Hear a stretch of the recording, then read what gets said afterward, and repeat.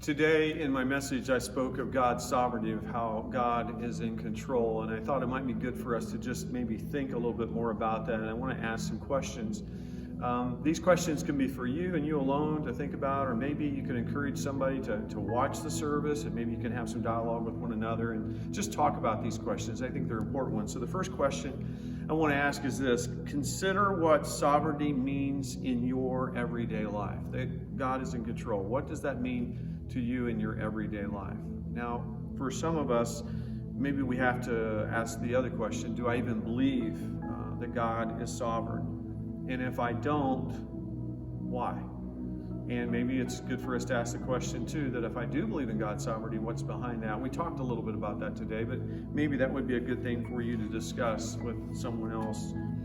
Also, I spoke about how we each have a belief system, and that maybe is a new concept to a lot of people, but each of us have beliefs. We have things that we believe in, we bank on, we might say. What is your belief system?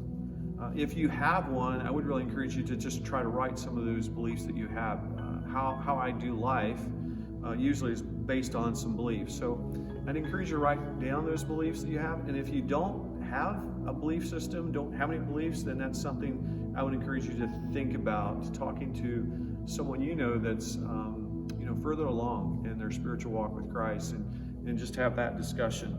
One of the quotes that was shared today was this: one's anxiety decreases as your understanding of your Father increases. And I really, really like that. As we get to know God better and who He is and all that He has to offer us and give us that we don't deserve, but He's there for us, then we depend upon Him more and we trust Him more. So if you're troubled, if you feel like right now you're helpless, that maybe there's a hopeless situation that you're in, I just really want to encourage you to remember that God is sovereign, that God is control.